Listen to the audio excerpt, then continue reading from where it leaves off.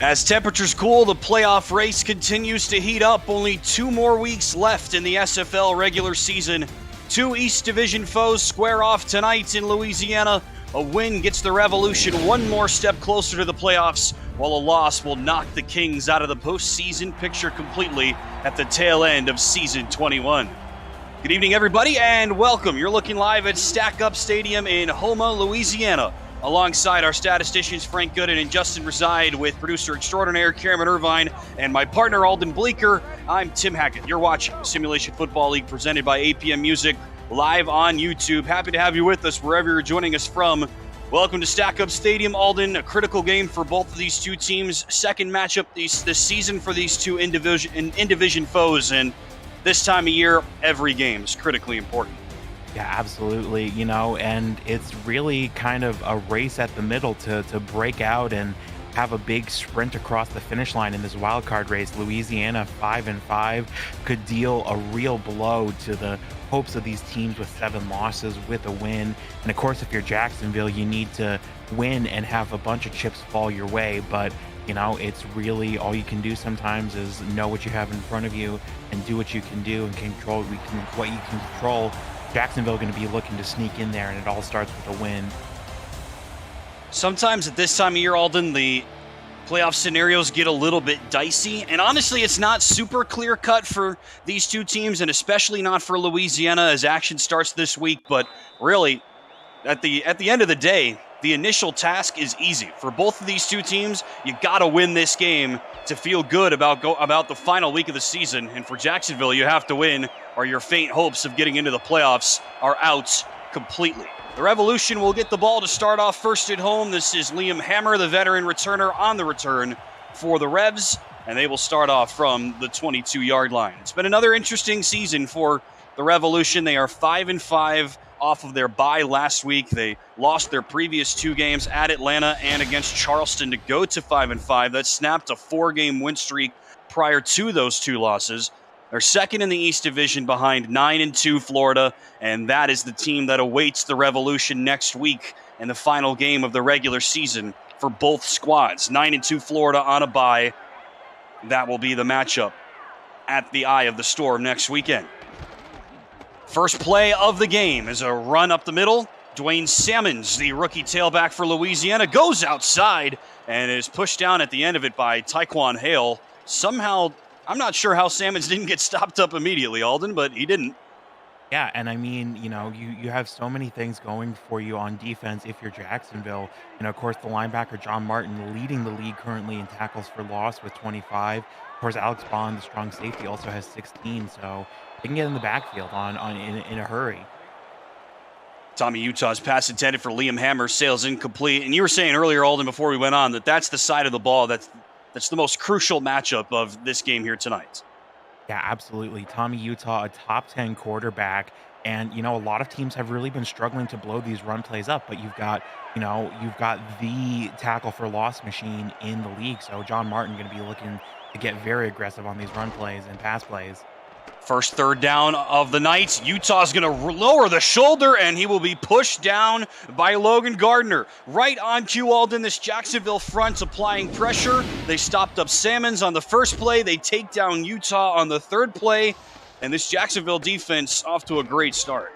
Well, Frank Gooden had said of this game earlier that, that front 7 for Jacksonville has really been doing their job, and the secret sauce on defense is to get everything to click. But so far, tackle for loss, great pass coverage, a huge sack that already Logan Gardner was in the top 10 with 5. So that is a fantastic drive for Jacksonville, and they're going to get the ball in pretty good field territory here.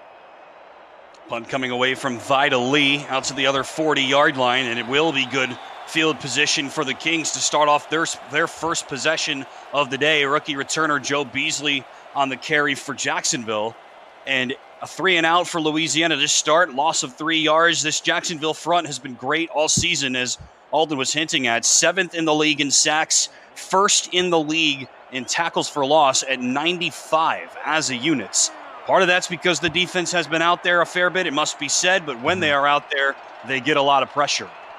This Kings team is about as unique as it gets. They will work 2 quarterbacks into the mix and 2 tailbacks. And here's one of those tailbacks, Shepard Vicarian, with the first carry of the day for the Kings, and he gets 6. Yeah, and Shepard Vicarian is one of those quarterbacks, or one of those halfbacks, I should say, that really can just blow up the tiniest bit of space. So look for Jacksonville to really set up those aggressive screens up front and just give him the tiniest windows to run through. It is a very evenly split offense. Their 2 tailbacks almost have the same number of carries and yards this year. Vicarian on this drive gets a couple.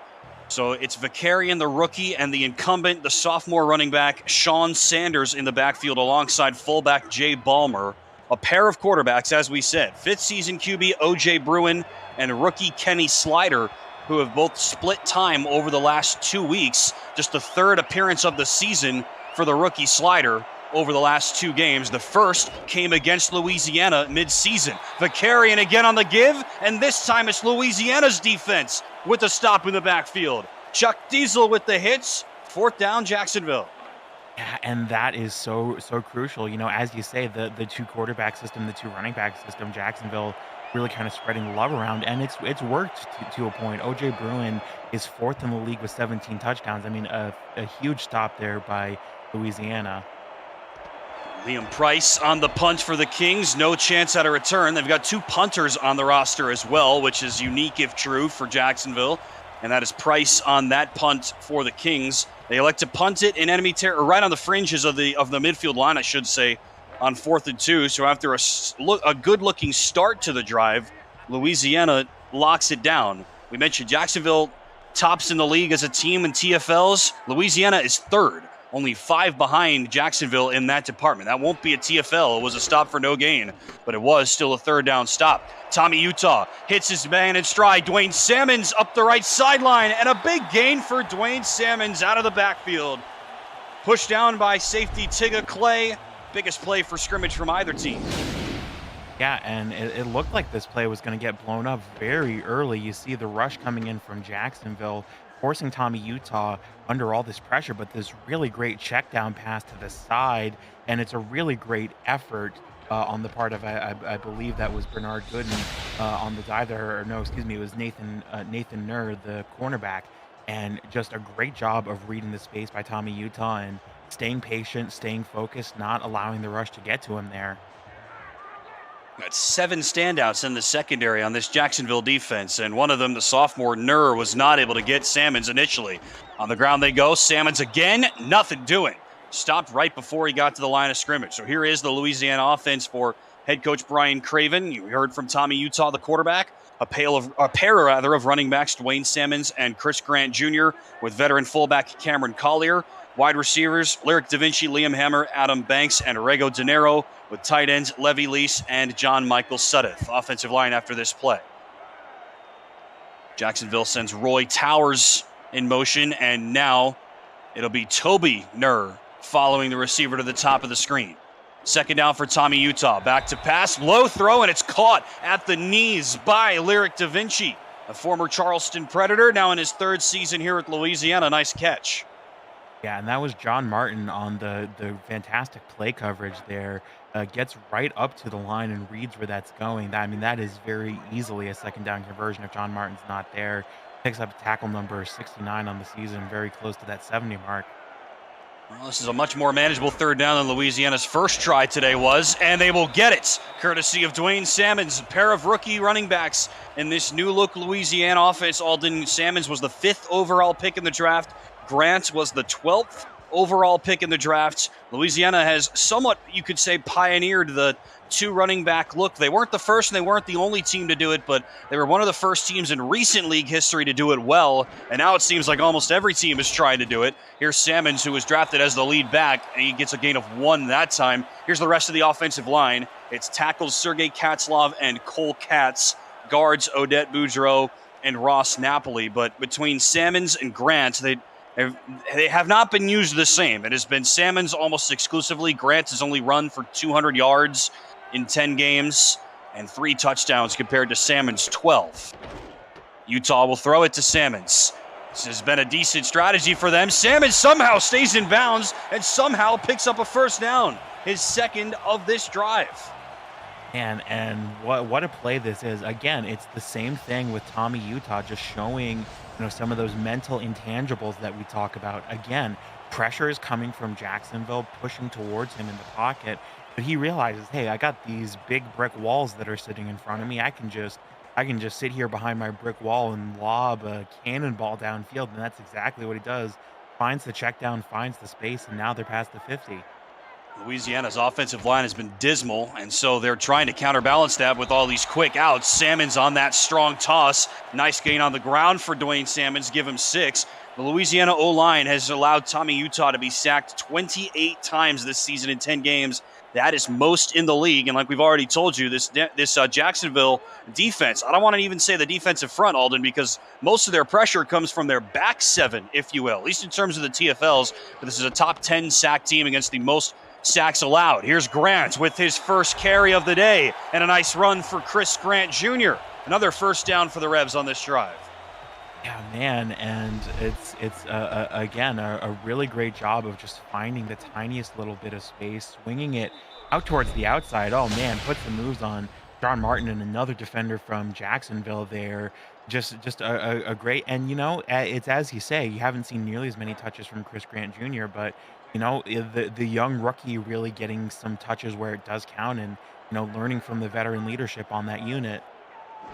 His next carry will be only his 50th this season. Utah will throw. Salmons up that right sideline again. Splits a pair of tackles, and Dwayne Salmons gives Louisiana first and goal. That's his third first down catch of this drive. Yeah, Dwayne Salmons pretty quickly creeping up on 200 yards receiving on the season. And I mean, it's the same thing that has really made him so successful as a traditional running back. It's just his ability to have sticky hands, to hold on to the ball, and then just put his shoulder down and just kind of blow through the coverage. Tommy Utah's top 10 in the league, as Alden mentioned, in both completions and attempts this season, but nobody on the team is more than 40. Salmons is third on the team in catches, and he's had a few here, and he's going to add a shoulder check to his tally. Leaves a king in his wake. That's John Martin. We've talked a lot about him already, the brilliant season he's had. Nothing he could do about that one. And honestly, I do like the courage that it takes. You've got this big threat on defense. I think it takes a lot of courage and integrity to attack that one player directly. Offset eye on second and goal. They'll toss it this way. Here's Grant. Chris Grant, stiff arm, touchdown, Louisiana. Salmons got him down there. Grant gets him in, his fourth touchdown of the season. Yeah, and you can really tell that there is no ego between Dwayne Salmons and Chris Grant Jr. More than a mentor-mentee relationship. They really are working as a unit all season long, and Dwayne Salmons really the one that's putting up more of the stats, but Chris Grant Jr. is showing up where it counts, and he's shown up with a big first down conversion and a big touchdown, and Louisiana are off to a fantastic start after that first drive stalled out. That was third-year safety Young Vaught, who had a beat on the running back Grant. Alden, I mean, he had him in his arms, and Vaught was a heralded prospect coming out of the minors a couple of seasons ago, but one-on-one, it is the most recent minor league alum, the rookie Grant's, lowering the stiff arm and pushing Vaught aside. How about that drive? They mix up the short passes from Utah to Salmons to get him down there. Grant now with his 50th total carry of the season, fourth rushing touchdown. The Revs are off to the start they want. Yeah, and really what you saw is that it's Louisiana doing their best to keep Jacksonville honest. Well, it's like, well, if you're going to offer us this little space on the outside, either we're going to hand it off or we're going to take a check down, but you got to eventually go after us. See if Jacksonville's able to apply the pressure, or if that quick game for Louisiana ends up paying off for them. Well, the Kings are 3-7. It's been another trying season for Frank Gooden's club. They won last week 41-17 against fellow league also-rans Queen City. Both of those teams were 3-7 after that result. That snapped a 6-game losing streak for the Kings. All of those 6 games were decided by 2 possessions or more, 5 of them by double digits. Finally, the Kings back in the win column and looking for a late season surge, which would give them a chance, albeit a slim one, but a chance indeed to sneak into the playoffs. Here's Kenny Slider. His first pass hits a couple of bodies on its way to his target. It's Connor Weston. and it ends up sailing incomplete. So we mentioned this offense, Alden. It is unique. Both of these quarterbacks have almost 100% split the time, 50% of pass attempts between Bruin and Slider in each of the last 2 games. And as we said, Jacksonville 1-1 in those 2 games, and they scored 41 points last time out. Slider hit as he throws over the middle, and that pass is caught right on the tape for Kingston Ellington. First down for Jacksonville. Yeah, and Kenny Slider's number has not been called as much as O.J. Bruin. You know, it's a very comparable situation to Dwayne Simmons and Chris Grant Jr. But in the time that he has gotten his hands on the ball, he has only 1 interception and only 1 sack. So, you know, he's not quite lighting up the scoreboard like you would want him to yet. You know, it's very, very, very, very early in his career, especially lining up as QB2. But, you know, he's doing good things. He's holding on to the ball and not giving it up. Much fewer opportunities this season. The completion percentages are dead even, and the quarterback ratings are very close. Slight edge for Slider, obviously, with about 200 fewer pass attempts on the season. Slider again under pressure. Checks it down. Sean Sanders out of the backfield. Sanders breaks a tackle and accelerates up the left sideline. First down and more. Another completion for Sanders. Another first down for Jacksonville. And it's the most veteran running back in this game. Second-year man, Sean Sanders, with the first down. Yeah, and how about this? Just a little pitch and catch up to the check down. I mean, breaks 1 tackle, breaks 2 tackles. If he's able to stay in bounds, I think he goes all the way to the house, and that is a much improved pass and a much improved run after catch. And it looks like they're going to stick with Kenny Slider for this drive while he's riding the hot hand. Hard to blame him. He's looked pretty good since he's come in, even though he's been seeing some serious pressure. Slider roll out to his left, sees pressure again, evades it, fires, and the pass sail's incomplete, but we will have our first flag of the night. Jay Ballmer was the target for the Kings. Pass interference against the Revs. That's Gary Clem, the linebacker, who had the hit on Ballmer. Yeah, and it's just a little too much contact all throughout this play. I mean, you certainly can't. That's one of those effort penalties where, you know, the alternative is that they just kind of stand there and watch the ball float into the receiver's hands. But, you know, so you really can't fault the effort. But, yeah, just a pretty clear pass interference call there. We know that Clem is a hard hitter. He's been one of the better linebackers in this league since he's joined the pro ranks, but too eager to get his first tackle of the night on that one, and instead gives the Kings first down at the 25-yard line, looking to answer back immediately. Slight motion, Slider again, rolls right. Slider towards the end zone, but unfortunately for Jacksonville, towards double coverage as well. Rolliman Hood, the 11-season veteran there covering, second down.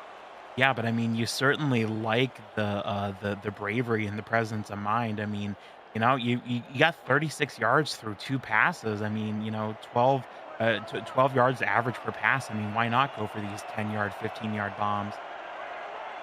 See Ballmer, offset eye in the backfield alongside Sanders.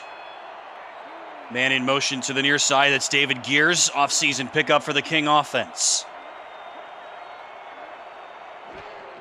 They snap it at 4. It's O.J. Bruin back in, and Bruin up the left sideline for a first down. So first completion for the more veteran A.J. Bruin. He hits Connor Weston, and it's a first down for the Kings. Yeah, and it's OJ's first pass, first attempt, first completion, and Weston does a great job running this little route here and gets in between the double coverage, and it just provides the perfect little window for OJ Bruin to throw into. And you know, OJ Bruin, first pass of the game, 1 for 1. Doesn't get much better. First down line is inside the 1. Bruin will go for the end zone, and that completion percentage is going to plummet. Had a man open. It was David Gears, but hit a body of a Rev defender. Second down.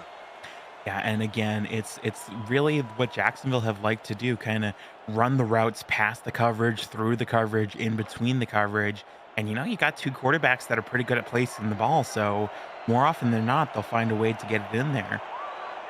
Bruin has done a lot of great things over his career, but the bugaboo for him the last couple of years has been the giveaways, and Jacksonville has given the ball away more than any other team in the league this season.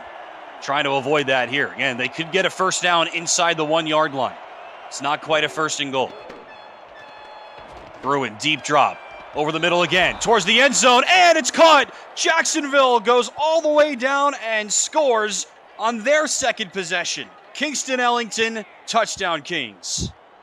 Man, and again, it's just the bravery and the creativity by the Kings. Very easy to get frustrated when an offensive drive is not going your way. But again, it's more or less the same pass that OJ Bruin threw previously. Route to the end zone, cut between the double coverage, and it works out for him this time. The persistence and the bravery pays off. I think that's really the name, the MO if you're Jacksonville, is to be brave and be stick with what works. Jordan Bradshaw on for the PAT. It's no problem. You said on that possession, Alden, that the parallels for this Jacksonville offense against Louisiana offense are clear between the storylines with Bruin and Slider versus the Louisiana running back duo of Salmons and Grant. And on those two scoring drives, the parallels really did work. It was Salmons who got Louisiana down the field, Grant who ultimately scores. Slider was the one who got the Kings down the field, and then it's Bruin who ultimately throws the touchdown pass. So he kind of comes in and closes it out, if you will. Good return here for Liam Hammer, something that's been said a lot in his career, and Hammer just steps out of bounds around the 40-yard line, ruining what could have even been an even better return. But it's kind of interesting how that works. Both teams have been okay with going to their bullpens, if you will. It is late October after all. Yeah, well, I was going to say, the football god's presence can be most strongly felt in the playoffs, but they say that they run some warm-up exercises, I think, during the late season wild card races like we're watching right now. So who knows? Maybe we'll see a real magic story here. I've always been impressed by Cameron Irvine and all the various people that he's had on the All-Star Game broadcasts over the years, because it's always impossible to figure out who's going to throw the ball, who's going to run the ball, who's going to catch the ball in those games. This league does not make that very easy. That's the type of setup we've got here in this game. We know who's throwing the ball here, Tommy Utah, but he very nearly threw it to a wrong color jersey. Good coverage out there, and it's going to be second down. Yeah, a lot of our broadcasters going to be catching some reps in the SFLM this season. Yeah, it definitely is a good exercise, games like these, to be like, okay, what's the running back's number, what's the quarterback's number, and then put that in your brain real quick as the play starts. I was going to say I hate it, but really it's great practice, because we don't typically see that in this league with multiple guys who might carry the ball, but that has been the case, and it's becoming commonplace in this league over the last few seasons. Here's Salmons. Salmons breaks out of a hit, goes to the right sideline. He's lived over there tonight, and Salmons has a first down, escorted out by young Vots. Yeah, and Dwayne Salmons really using the power run and using the size, not only to get open and to get some space, but throwing these big stiff arms as well. Seems like just about all of his successful runs, whether they've been runs or catches, have gone out to the right sideline. Utah, great pass in stride, and over the middle inside the 25-yard line goes John Michael Suddeth. Second catch today by somebody who's not a Rev tailback, and that's a big catch for a first down. Yeah, man, John Michael Suddeth, 6'7", 248 pounds. I mean, it feels almost unfair to have to match up against that as a defensive back, because look at this, it just hits him in the hands, and that is a terrifying sight. That's the human equivalent of a speeding train coming right at you through the air, and you're like, how do I stop this? He's going to pick up a few yards just from the sheer terror he inflicts. And he's been an important piece of this offense, his third season in it, fourth in the league. Utah will check it down this way. Salmons again breaks out of a tackle. Salmons up the left sideline and then gets stuck by young Vaught again. It's the first time that Salmons has gone to this near side, and it worked as well as the other ones. Yeah, I mean, it really seems like this is the thing that Louisiana has been doing that really you think Jacksonville have to cue in on, because if it's not the checkdowns, it's the runs to the outside. And again, another thing that you can really kind of cue in on is that really, whether it's a pass, whether it's a run, that Dwayne Salmons is really liking these power moves, the big pushes and the stiff arms. 4 catches for Dwayne Salmons. They've all gone for first downs. And he wasn't the one who scored. It was Grant, and then immediately after, Ellington for the Kings. Done with 1, all square at 7 apiece. You're watching the Simulation Football League presented by APM Music live on YouTube. Happy to have you with us alongside Alden Bleeker. I'm Tim Hackett. Thanks for joining us. Second game of 4 on this SFL Friday nights. Kicking off a jam-packed Week 13, last week of the regular season. Next week, Tommy Utah, delayed handoff. Sammons goes outside. Sammons lowers the shoulder and gets a couple. Here's the defense for Jacksonville to start off the second quarter. On the line, Taquan Hale, Forrest Dalton, Joey Schwint, Logan Gardner, linebacker John Martin. In the secondary, Toby Nur and Nathan Nur, Roy Towers. Safeties, Young Vaught, Bernard Gooden, John Patrick Levine, Tigga Clay, and Alex Bond. That's the group that will try to stop Louisiana here on another goal-to-go situation. The Revs have been fantastic at these all season.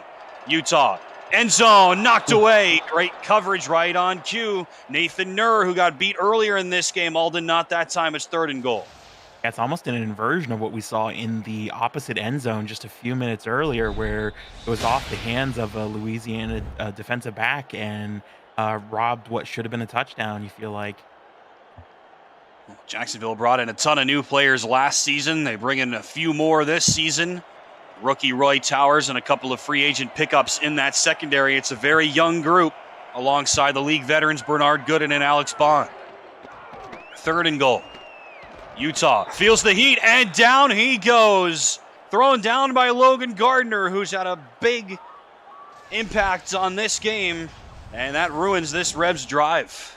Yeah, 2 sacks. Those tackles for loss and sacks are all the same statistic, really, when you think about it. So, Sure. I mean, just a huge impact that's been felt. I mean, he's already a top 10 in the league with 5 going into this game, and adding 2 more already. Chip shot field goal for Otis Boudreaux is up and good. And to your point, Alden, I mean, this Louisiana team, we mentioned it earlier, no one has given up more sacks than them.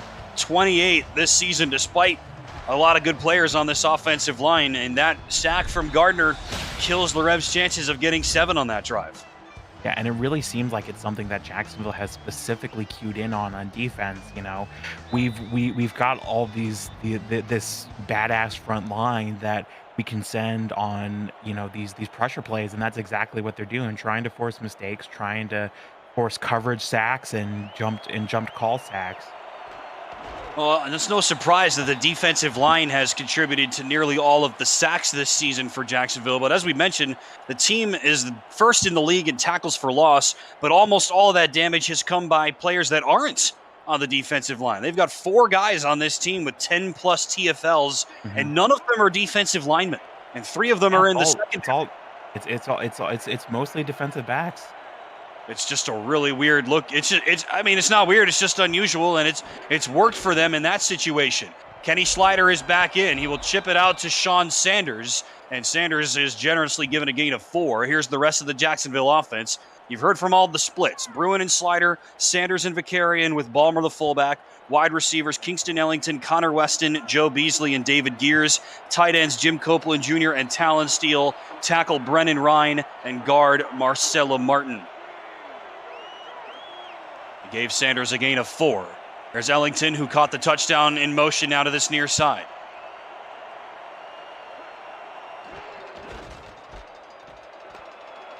Sanders, left seam, and a nice run that time. Nothing wrong with that carry, and it'll be 3rd down and short.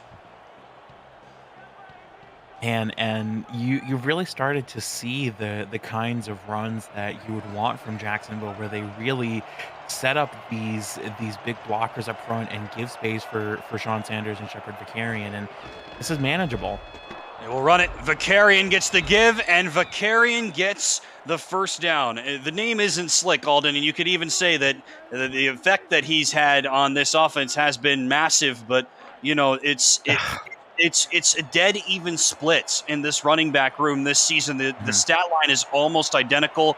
Vicarian has been a little bit more electric, I guess, and has one more touchdown than Sanders, but really at this point of the season, it's almost even. Sanders gets blown up. Great tackle by Dante Grimm and a loss of 1. Yeah, and that's really what you've got to do with both Shepard Vicarian and Sean Sanders. I mean, they both are so agile and fast. They can really blow up the tiniest bit of space.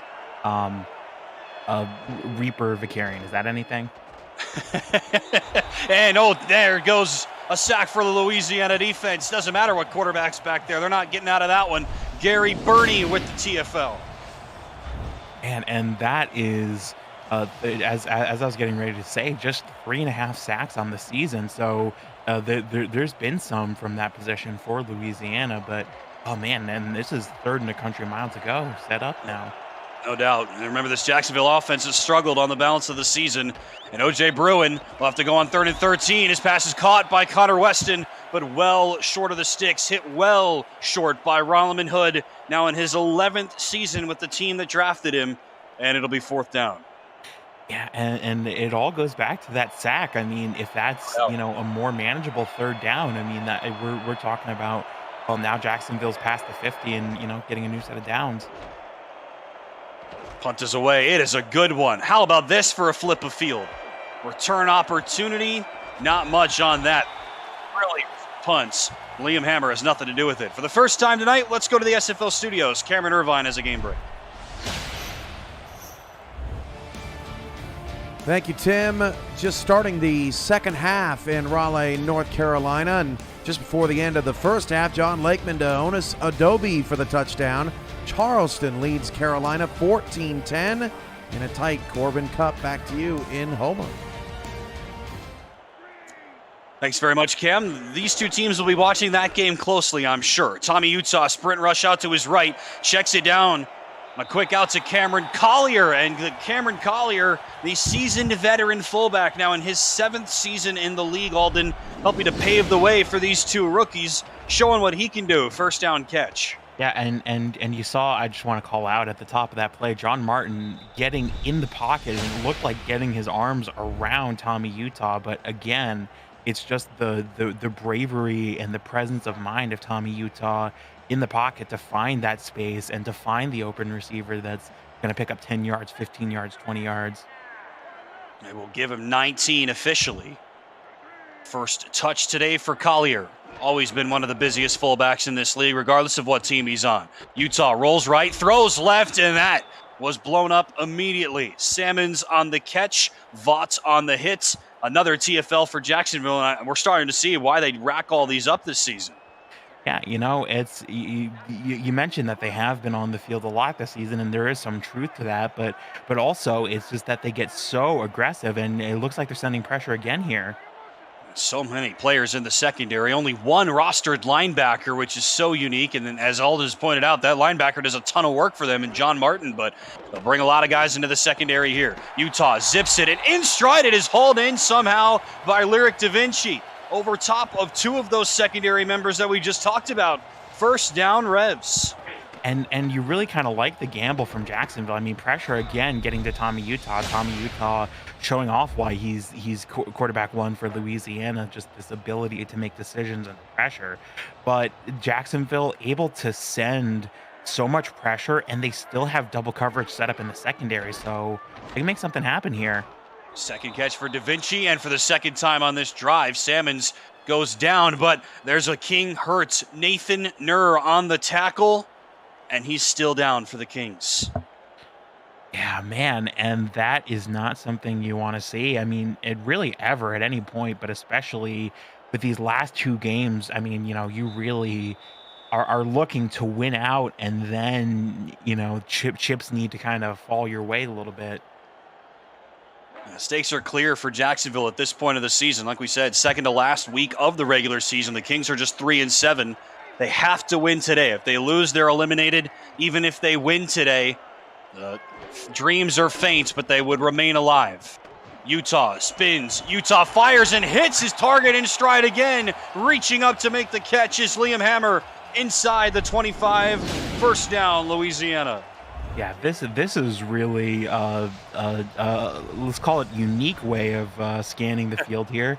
Tommy Utah getting a quick 360 scan of the field and sees that space opening up down across the middle there, and that is just a fantastic pass play by Louisiana. Just simple execution has really been what Louisiana have done so well all night. Does that count as a no scope in that situation then?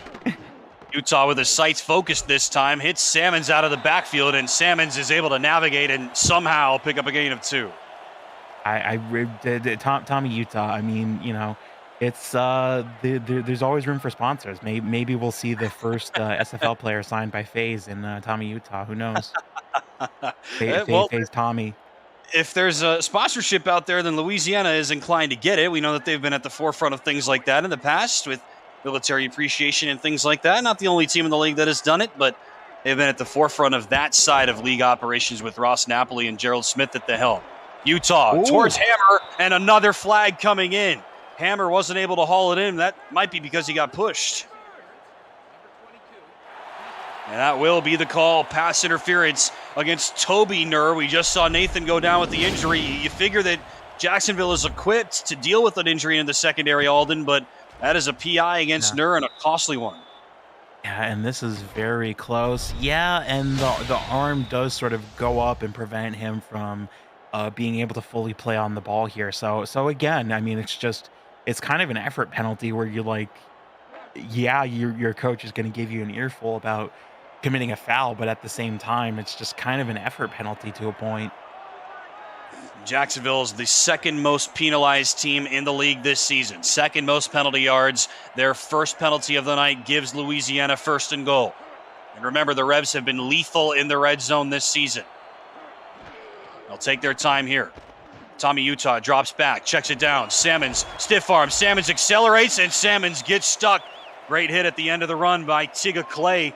Spent his first 2 seasons with Minnesota, joining Jacksonville in the offseason. Saves a touchdown there. Yeah, and that's really so important if you're Jacksonville. You know, you've got these 2 great running backs and a great quarterback. I mean, just goal line defense is swatted, if nothing else. They'll toss it out to Grant, and Grant will finish off another touchdown drive for Louisiana. Salmons gets him down there. They get some help from the penalty, and Chris Grant Jr. has his second score of the night. Yeah, and, you know, as I was just mentioning about the goal line defense at Jacksonville, Louisiana, not trying to do anything too tricky. They know that Jacksonville's going to send the pressure if they try to throw it. They know if you try to get too cute with the run, you're going to get blown up in the backfield. So just stack up the blocks towards the left side of the field and just pitch it that direction. Works out perfectly. You know, when you're in kind of the down and dirty part of the season, sometimes just keeping it simple is enough to get you across the finish line. Wade Salmons is the leading receiver among any player on any team. 8 catches for 65 yards. Got him down there. That penalty proved costly yet again, and second rushing touchdown of the season for rookie Chris Grant Jr., who had just 3 prior to tonight. Remember, he's been dwarfed all season by Salmons, 12 touchdowns against 3. But tonight, Grant leads that battle 2-0. But I'm sure, Alden, that neither of those guys care all that much because they need a win tonight. They don't need a win as desperately as Jacksonville. Ooh. They need a win to keep pace in a very, very heavy, thick middle of the pack. Flag on the kick return, and it'll be a face mask. Yeah, man, and that was a pretty gnarly looking face mask too. It was like kind of pulling him down into like a DDT position, just kind of with both arms there. And man, Jacksonville starting near the 50 now. I mean, as much as they kind of shot themselves in the foot with that pass interference penalty, they kind of on the opposite side of the coin get a bit of a break. Levy Lease was the guy who made a great block to spring Grant on that touchdown, but it's now Lease guilty of that penalty, which will start Jacksonville with this great field position. Slider is the quarterback, Sanders is the tailback, and Sean Sanders with a nice run. They'll give him 6 on first down. Here is the Revs defense. On the line, Brian Craven, Gary Birney, Neil Rivers, and Chance Wall. Linebackers Tommy Wellbrook-Buss, Chuck Diesel, Gary Clem, and Blake B. Craze. Corners, even Arthur Rallman Hood. Safeties, Nathan Blake, Dante Grimm, Tank Bennett, and Jeff Melanishin. Haven't seen too much of any of them so far, and we won't see him here because Gary Clem makes a great stop in the backfield. Buries Shepard Vicarian for a loss. Yeah, and that's really been what you have to do against Shepard Vicarian. I mean, again, it's just his agility and his ability to accelerate that makes him so dangerous. I mean, there's really no running back in this league that you don't want to blow up in the backfield, but especially Shepard Vicarian. Well, we've seen both Gary Clem and Gary Birney with hits in the backfield. You know, they love to do stuff together. They've been playing together for years, and Bruins pass incomplete. Had a target, that was fullback Jay Ballmer, but another penalty flag. PI again? Yeah, I mean, these referees calling this game very closely. I mean, this may not be every fan in the world's favorite style of game. But in some ways, when it's a game that's this important, uh, both to these two teams, to the division, and to the results of the potential playoffs, I do think to a point, refereeing it a little tighter is certainly merited. Third penalty against Louisiana in this first half. We mentioned Jacksonville, second most penalty yards against them, but Louisiana's been the guiltier party. Slider, high throw, and a catch by Kingston Ellington. First down, Kings. I mean, how about this balance for this King offense? And Cameron Irvine just priming us. That was the 5th attempt for Slider. Bruin has thrown 4 passes. Vicarian has carried the ball 5 times. Sanders 4. It doesn't get much more even than that, and that has exactly been the game script for this team over the last 2 weeks. Yeah, and like we say, I mean, these games where it seems very close until the very bitter end. I mean, it really is kind of the stuff of magic. Slider sliding out and throwing back across, hits Ellington again. That'll be a gain of 8 for Kingston Ellington, league veteran, now in his 6th SFL season. And it is really interesting to see the progression for this Jacksonville offense. We know O.J. Bruin by now in this league. It's his 5th total season, 2nd with the Kings. And there's been a lot of good and a lot of bad for OJ. Not all of it his faults over his career. And so Slider comes in this season to spell him over the last couple of weeks. And again, some good, some bad, as the Kings try to figure things out going into season 22. 2-minute warning left in the first half. Louisiana seized control, but the Kings fighting right back. SFL presented by APM Music on YouTube.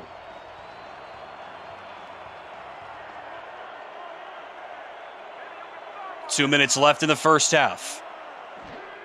It's O.J. Bruin under center. Shepard Vicarian dots the I. Vicarian gets the give. First down to the outside he goes, and ushered out of bounds barely by Ralaman Hood. First down for the Kings, courtesy of Shepard Vicarian. Man, and Shepard Vicarian, again, it's like we keep saying, you just give him the tiniest bit of space. I mean, this looks like it's going to be broken at that one tackle, but again, just finds this tiny alley in the middle of the field. And much like I was getting ready to say about O.J. Bruin, I mean, Shepard Vicarian is a competitor. Longest run by far for either team, or for Jacksonville, I should say. 17 yards on the carry, sets up 1st and goal for the Kings.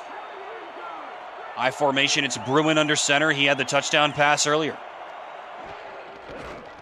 They'll toss it.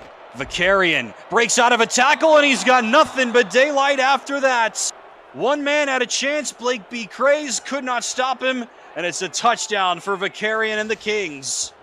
And Jacksonville fighting as if their season is on the line, and for good reason, because it is.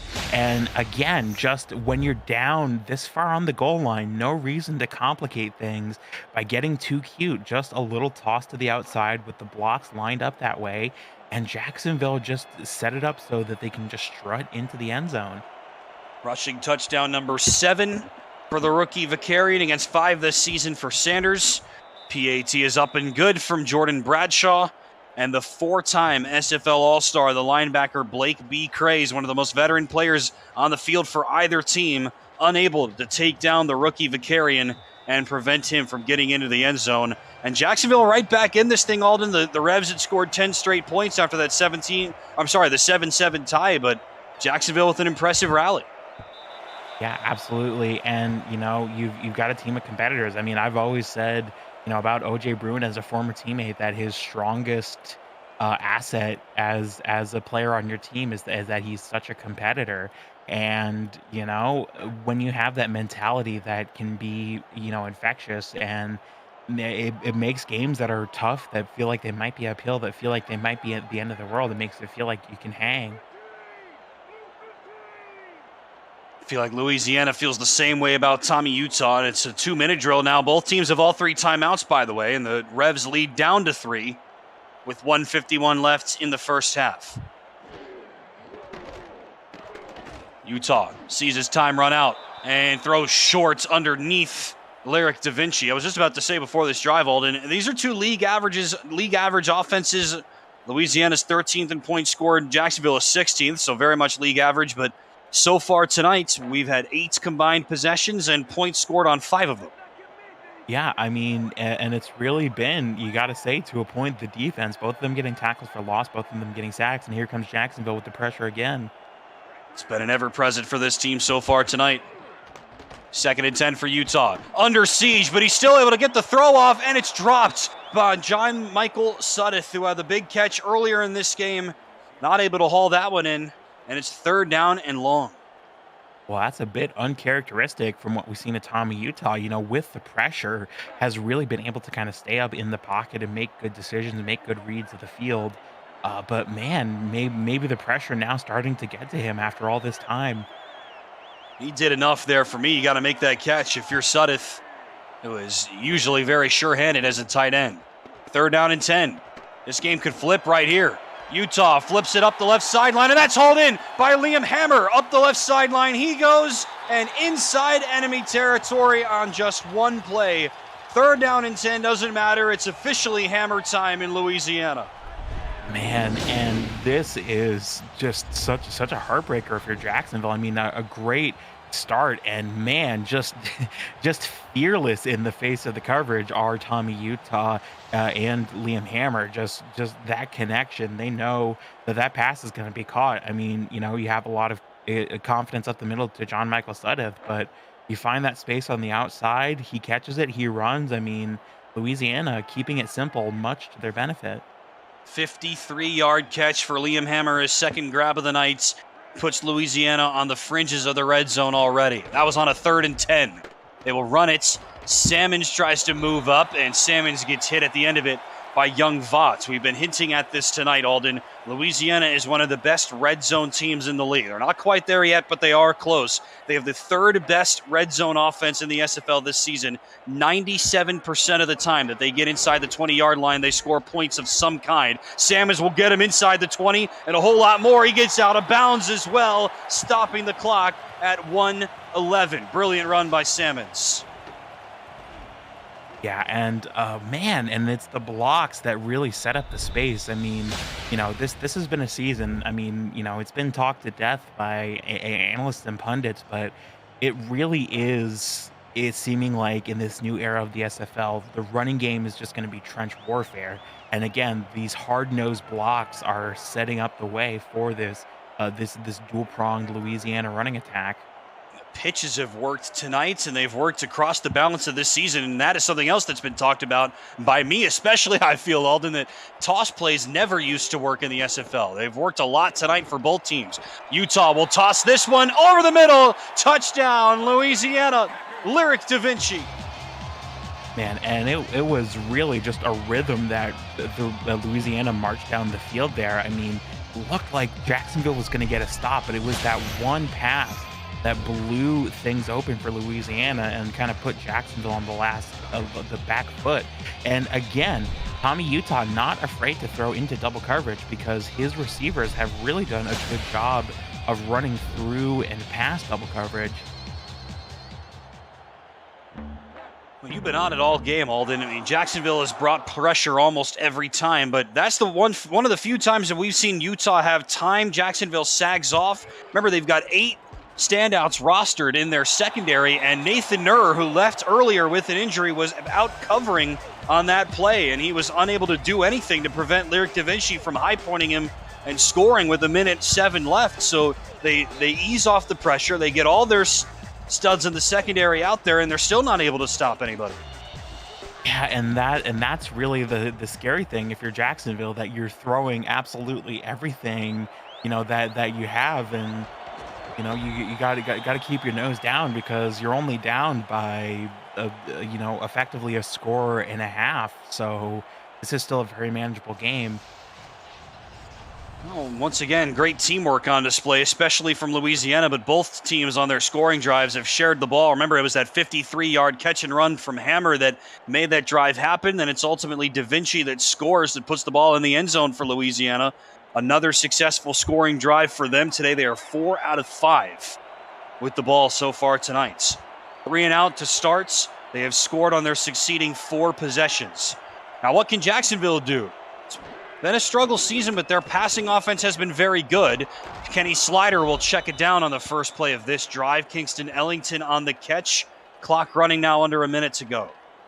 Yeah, and you really gotta either use your timeouts aggressively or try to find a formation and hurry back to the line. Jacksonville would get the ball back to start the second half, so I guess they don't have to rush. But why would you not try to get the 2-for-1 if you can?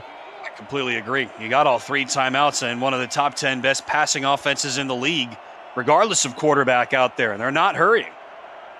Yeah, maybe they don't want to like give a turnover with very little time on the clock to Louisiana, but that feels like such a defeatist attitude to have in a game that you really need to win. I'm with you. I mean, that's definitely, I think, in the back of the mind, at the very least, for the quarterbacks and the coaches. I mean, no one has turned the ball over more than Jacksonville this season. They were worst in the league in turnover differential last season as well.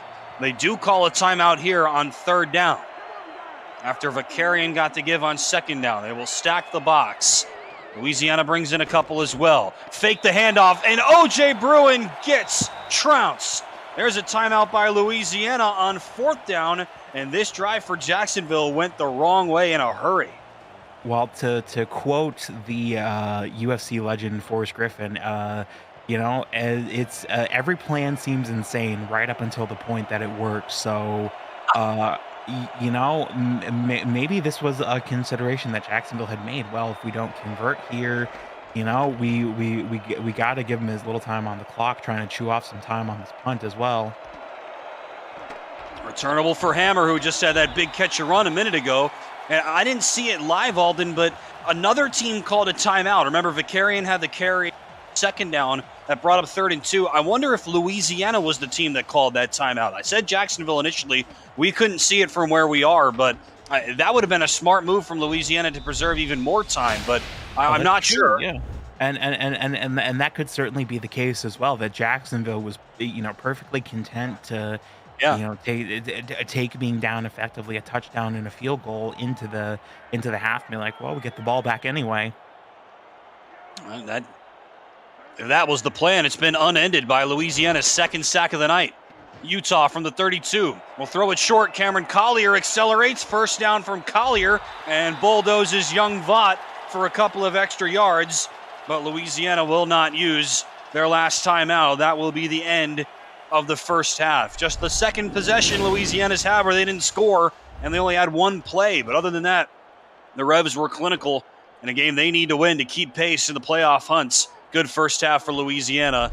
They lead Jacksonville 24-14. This is the SFL presented by APM Music live on YouTube. Alden, pretty good game, all things considered. I mean, there's a really good chance that in 2 weeks' time, no disrespect, but there's a really good chance that neither of these teams will be in the playoffs. It'll be hard for either of them to vault in. Louisiana's on the outside looking in right now, but they're going to need to win out, I think, to have an even better chance. But look, 2 teams that might not be in the playoffs in 2 weeks, they put together a really good game here in Week 13. Yeah, it's really been, I mean, it's new for everyone because we've totally changed the way that the SFL is played, the way that you think about it as a player, the way that you think about it as a coach, the way you think about it as an owner. And so you've got a lot of kind of middle of the table teams that would usually not be doing all that much this time as the season, but there's so many of them kind of in that, peloton towards the middle that, we're waiting to see who breaks away right at the very end. And Louisiana on track. This win would be huge. As we said going into this would be a devastating blow, not only to Jacksonville, but pretty much any other team that finishes with 7 wins or less. It feels like these 2 games here tonight, the first 2 of this Week 13 slate, this game and also Charleston against Carolina, which you can find right here on our SFL YouTube channel with Tyler Falk and John Warren. Critical game. That's a rivalry game that always means a lot to those 2 squads, but means a lot to Louisiana as well.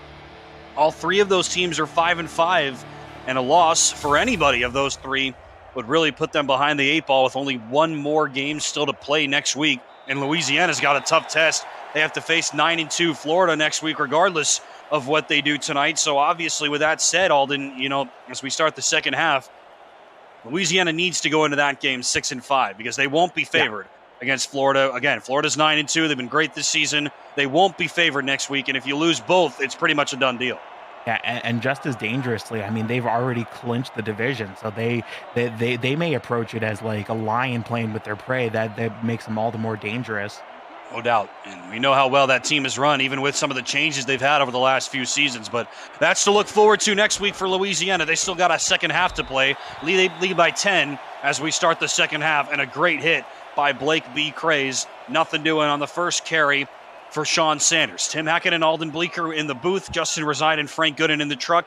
Cameron Irvine behind the scenes. Aerial coverage of today's game provided by Dags Droneworks. Aerial photography and videography services for real estate, events, marketing, and more. Learn more at dagsdroneworks.com.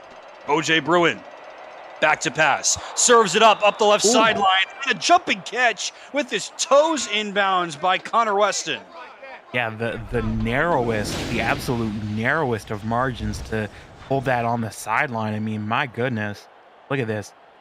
Oh, wow, that is close enough that I think you could challenge that, but that is great pitch, great catch, and yeah, this is a very worthwhile challenge.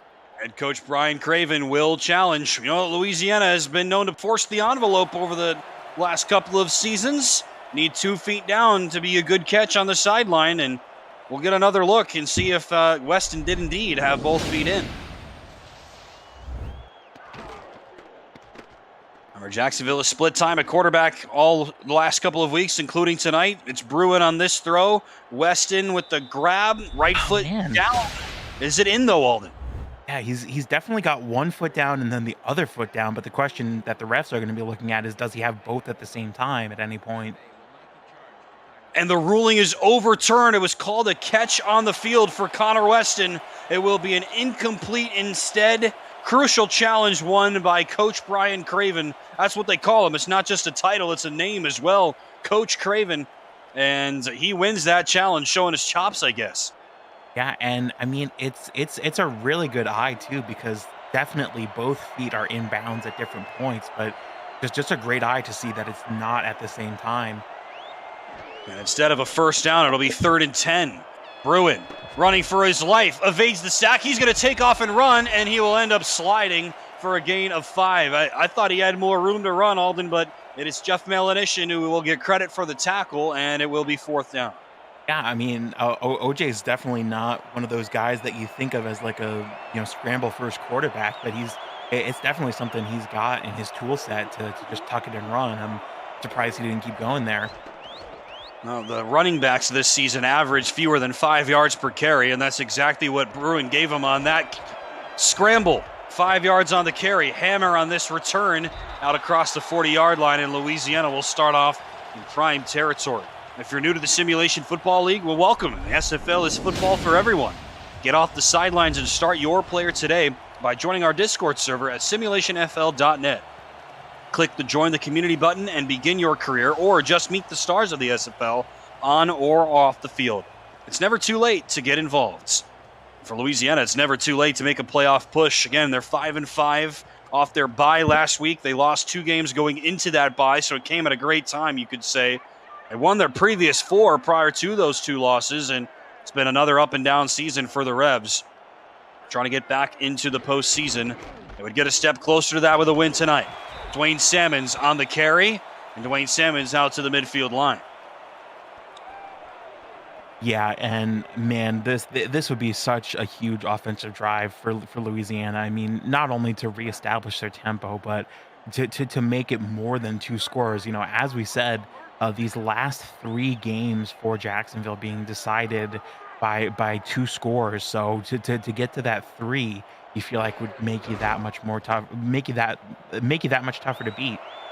Salmons up this right sideline. That has been his territory all night long. Another first down carry for Salmons. His numbers aren't electric, Alderman, and his yards per carry isn't amazing, but he has more than gotten the job done tonight. Over 100 total yards. Yeah, I mean, you wouldn't know it to look at the actual stat sheet, but I mean, I think it's one of those instances where the sheet doesn't quite tell the whole story, because it feels like he's been picking up 5 yards, 10 yards, and really not only that, but picking up that little extra 2 or 3 yards when he throws those stiff arms. Here's a handoff to Salmons, a little bit of an uncharacteristic one. Tigga Clay is able to wrestle him down, but Salmons will get 6 there. The line keeps moving.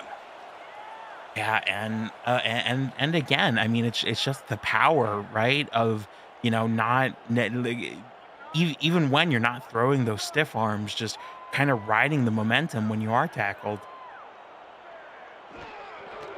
Third down stop paved the way for this drive. Here's Grant, who has punched it in twice for Louisiana. They give it to him on a short yardage situation, and Chris Grant comes through again.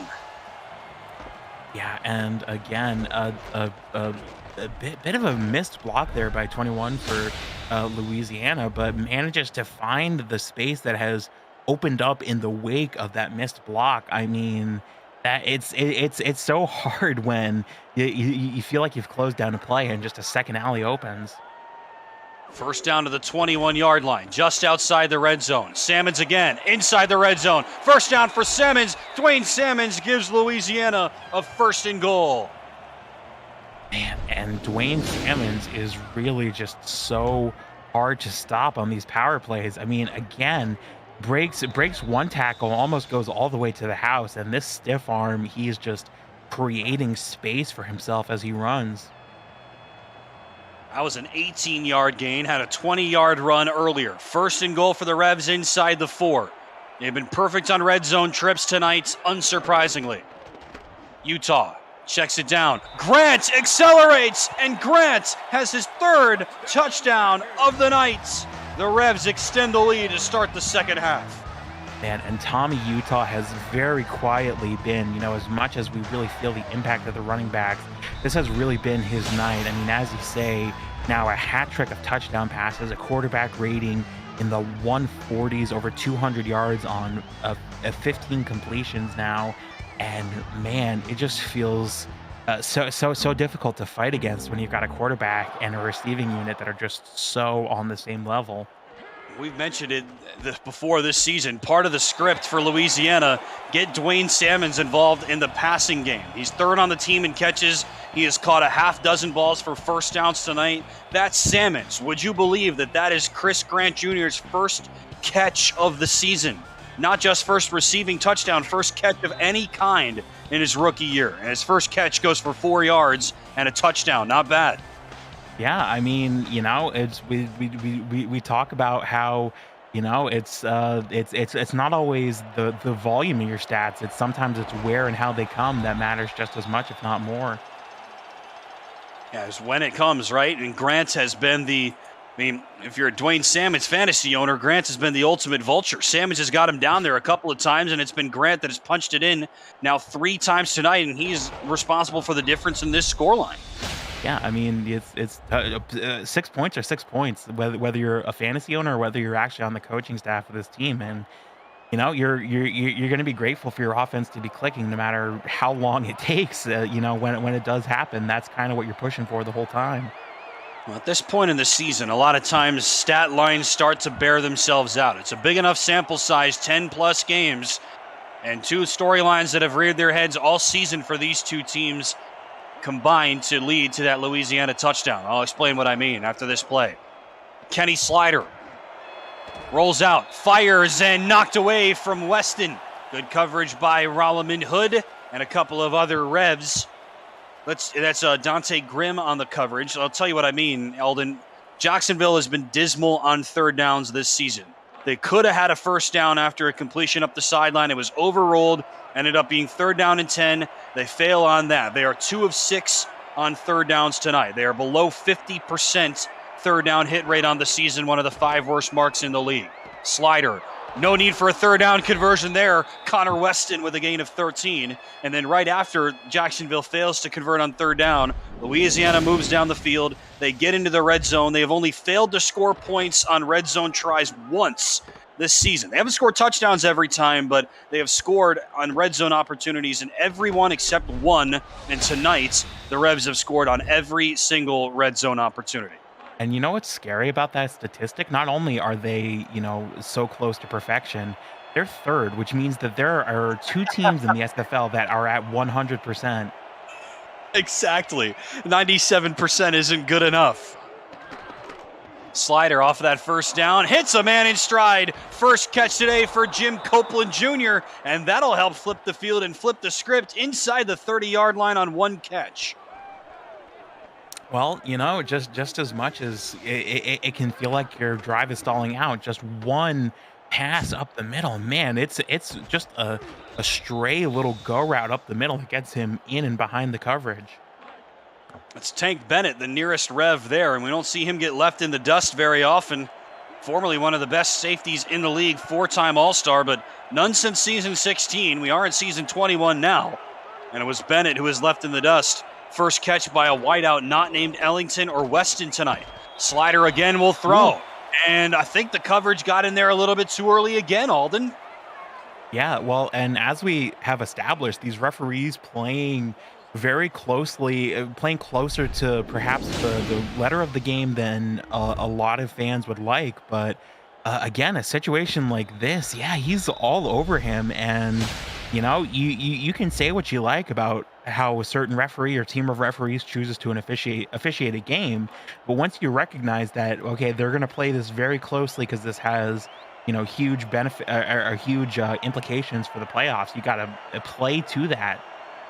We've mentioned stat lines that bear themselves out. Not tonight. Louisiana has been penalized a lot more than Jacksonville has. One penalty Jackson did lead immediately to a Louisiana touchdown, but that penalty will give Jacksonville a red zone try. Slider, and it is caught somehow by Kingston Ellington. Somehow Slider fed that through two defenders, and Ellington gives Jacksonville first and goal. Yeah, and it's the route. It's just this little this little stutter step and little dagger route towards the middle of the field. I mean, it's really these receivers on Jacksonville are making plays just as much as this dual quarterback system is. Even Arthur, guilty of the penalty on the previous play, burned on the coverage on that one. Shepard Vicarian to the 5-yard line and no further. That's Clem on that hit. This Louisiana secondary is vaunted. I mean, maybe it's just because this was a team that I saw a lot when I joined the league, Alden, but there's so many guys in this secondary who have been stalwarts in this league for so long. Arthur, Hood, Bennett's, naming just three. Chuck Diesel as a linebacker, but this is not an elite defense this year, certainly not against the pass. One of the worst passing teams in the league. They will run it. Vicarian gets tripped up a couple of yards short. Shoestring tackle saving a touchdown for now. Yeah, man, that's the third and about a foot to go. You would have to imagine, just right on the line. It felt like the Kings have a ton of places that they can go with this. Balmer, the lead back. Bruin the handoff. Vicarian the carry. Touchdown, Jacksonville. They take advantage of another Louisiana penalty, and Shepard Vicarian pilots that ship into the end zone, his second score tonight. You might even say that the end zone is Shepard Vicarian's favorite spot on the SFL field. But it's and again, it's Jacksonville. This is really the order of the day when you get down towards the end zone. Don't try to get too cute. KISS will keep you out of trouble more often than you think. The drive took just over 2 minutes of game time. That penalty proved massive. And again, it's Even Arthur, former number one corner in the slot against Kingston Ellington, commits the penalty, then gives up a gain of 12. And a couple of plays later, Vicarian takes advantage. His second rushing touchdown of the night, just his 8th of the season. And Jacksonville back within 10. Don't look now, but, I mean, if anybody thought that Louisiana might have started to pull away after the strong start, Jacksonville makes sure that it's very much still anybody's game. Yeah, and just talking for a moment about the kind of small things that end up, you look back on and like, man, that was the difference. I mean, Louisiana started this game and really kind of getting great field possession, but these last two drives, Louisiana have made sure to boot it all the way into the end zone, so no unnecessary extra yardage. Great point. Dwayne Salmons on the carry off of that lack of kick return. He gets 7. Over-under set by the team at Jack's Data, who always promise to be impartial in these situations. Set at 54.5. We are at 52 points right now. Joshua Durr pointing out in the YouTube chat, this is a high-scoring game. Certainly would agree, but it pales in comparison to what these two teams did when they met up mid-season. Louisiana won that one 55-31. And as you might imagine, that is the most points that Louisiana has scored this season. Not the only time that Jacksonville has given up a point total like that this season, if we're honest, but that's about the high watermark for this Louisiana offense. And Grant Jr. with another first down carry, right exactly what he needed, first down Revs. Yeah, I mean, and you know, this is a series that has historically favored the Revolution. You know, 9 times these teams have met in their combined 28 seasons, 6-3 for Louisiana, and it really feels like it's a big scoring affair each time. Out. Utah on a comeback route. That's Hammer on the catch and a gain of 8. Go ahead, Alden. You know, I'm looking at the actual numbers here, and it seems like you have to go all the way back to season 5 or excuse me, back to week 5 of season 14 to find a game that had less than 50 points scored. A lot of these games between them racking up 70, 80, sometimes even 90 points. So these are both teams that really like to go after each other when it comes to their offensive philosophy in this matchup. Most of the final score lines of this all-time series have been pretty lopsided as well, one way or another. Grant is going to be stopped short this time. Good pressure by John Patrick Levine, brought down by Vaughts. It will give Grant a gain of maybe 1. It'll be 3rd down and inches. Louisiana does lead the all-time series 6-3, but the Revs have won the last 4 and 6 of the last 7 after Jacksonville won the first 2 in the all-time series. That was when Jacksonville was known as Tallahassee. In fact, Louisiana is 5-1 since they have been called the Revolution. 3rd and short. Grant, nowhere to go. And finally, we've been waiting for him to make an impact, Alden. It is John Martin, the league leader in tackles for loss, with a stop of Grant in the backfield, and it's 4th down. Yeah, and that is such a huge stop for Jacksonville. I mean, Jacksonville really were kind of coming into an offensive rhythm and then got stopped, and now it's Louisiana. So really, I mean, I don't mean to use the words Arthurian or Herculean to describe this game. Hold on, this could be a momentous shift. It was dropped by the return man. And that's Joe Beasley on the return for Jacksonville. They've got it back. Jacksonville falls on its somebody who we don't even know to save this game and potentially save Jacksonville's season. That's number 89 for Jacksonville. Yeah, I don't know who that is. If you do, go for it. That I don't believe I have that number on my sheet. I believe that's a backup player. Yep, so it's a backup that potentially saves the season and certainly saves the possession for Jacksonville. And he might earn himself a seat at the round table for that one. Kenny Slider throws it away right into the hands of Rolliman Hood. Up the right sideline, an offensive lineman on his heels. Touchdown, Louisiana. The team that has turned the ball over the most this season gives it up for the first time tonight, and it ends up in a pick 6 for Rolliman Hood. Well, we thought this was about to... You've heard of a hand punt. How about a hand fumble? Because a great recovery on what would have been a disastrous fumble by Jacksonville, but literally the first play of the drive is a pick 6. Man, you almost wonder if you're Jacksonville, you're like, well, could our defense have stopped him? Should we have pulled a Cam Newton and told him to get off the ball? And I mean, talk about demoralizing in more ways than one. All of that momentum, if you believe in that Jacksonville just salvaged by returning that drop by Beasley. Seconds later on the very next play, pick 6 for Rolliman Hood, the 9th defensive touchdown of his standout career, and the North Carolina native burning the team from Florida and giving the team from Louisiana a 17-point lead once again. All of that comes after Jacksonville made a great stop. They stopped Louisiana's offense for just the second time today. I think you can exclude that last play of the first half, right, where Louisiana ran only one play and then took it to the locker room with the lead. But that is just the second time that the Louisiana offense has failed to score tonight. And then the defense scores on the very first play of the next possession on a pick 6 from Rolliman Hood. When it's going your way, it's going your way. Yeah.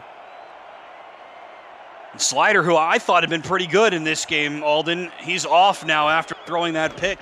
Bruins got their only touchdown through the air. Vicarian's got a couple on the ground, and he's now going to be on the ground himself, thrown back by Chuck Diesel. Yeah, and man, I mean, you know, as you said, we were expecting kind of I believe looking at the Jack's data, the public took the under on this game. So with that pick six, officially the over hits on 59. Interesting. Slider is back in right as we say that. Kenny Slider navigates, throws, looking for Ellington. Kingston Ellington with a catch. He gets past Dante Grimm. Grimm's trying to reap him down from behind, but he will not. Touchdown, Jacksonville. Slider atones immediately. Ellington all the way for 6, and this game's still not over. Well, I was hesitant to use the word Herculean or Arthurian for a moment, but I mean, again, it feels like we're setting up for a borderline mythological ending to this game. I mean, both of these teams fighting back and refusing to give an inch. I mean, again, it's just both of these quarterbacks that are just so unafraid to throw into double coverage because they have the confidence that their receiver's going to pull it down. And for the most part, they've been right. It's crazy to see how much Jacksonville mixes up these two quarterbacks. I mean, I don't imagine that after what we've seen over the last couple of weeks that either one will get benched. I mean, again, Slider threw that pick six. It was not a good throw at all. And then his very next throw, he got one offensive play off. It was a run, Bruin with the handoff, and then Slider goes right back in and throws a touchdown of 80 yards. I don't understand how it works, but it worked. It's all you have to do. All you have to do to, you know how there's a joke in The Simpsons where it's like whenever you don't understand something that happened in a TV show, it's because a wizard did it. All you have to do to understand what happens in an SFL game is just say football gods did it. That's all you got to say.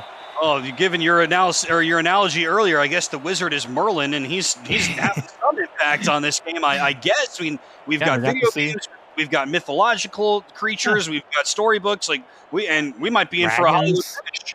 Louisville's a dragon, or Louisiana's rather is a dragon that Jacksonville are trying to slay. Yeah, see, it all comes together. Very good. Jacksonville are the kings. I mean, there we go. That was an easy one. And we've got Dante Grimm back there as well to add some religious overtones and some undertones as well, as John Martin just was the undertaker on that carry for Dwayne Salmons, another TFL for him.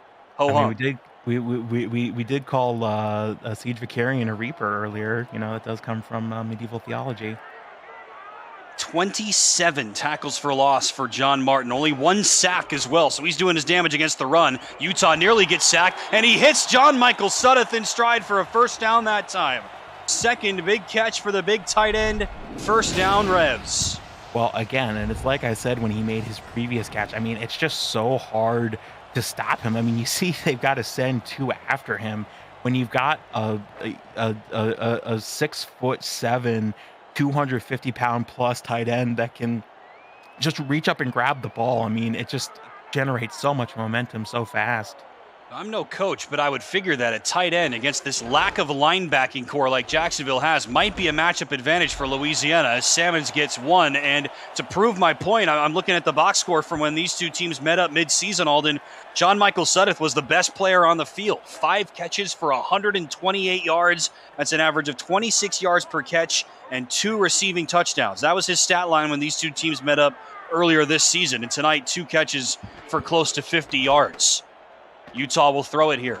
Has time, goes sideline, and high pointing it and making the catch is the other tight end. That's Levy Lease. He has not caught the ball very much this season. That's a brilliant catch, and that'll bring us to the end of the third quarter.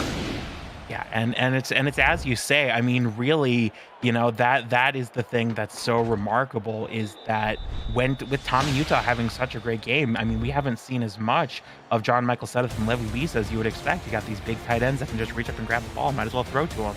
Just his 6th catch of the season in game number 11, and that brings us to the end of the third quarter. This is the SFL presented by APM Music live on.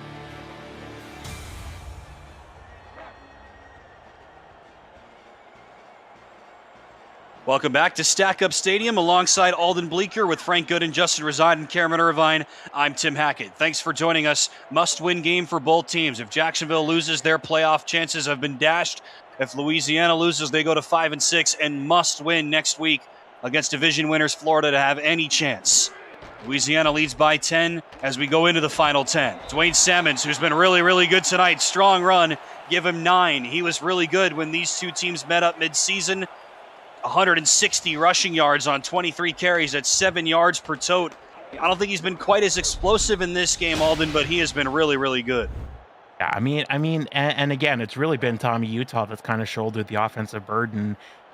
Quarterback. Last time we checked in was in the 140s. Now is in the mid 150s.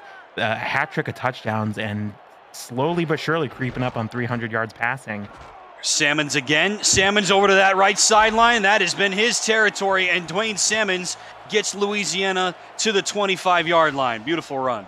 And again, it's just these hard-nosed blocks. Man, 21 for Louisiana, just setting this up. And again, the stiff arm, that's the fullback, Cameron Collier, going in to make that fantastic block.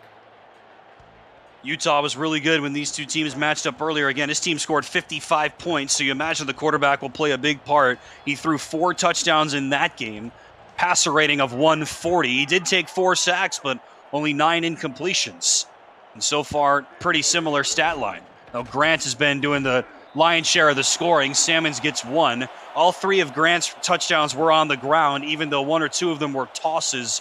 They were laterals or behind the line, so they were all runs, not passes from Utah. But either way, Utah has been really, really sharp in this game. I think he's had an up-and-down season, Alden, in my estimation.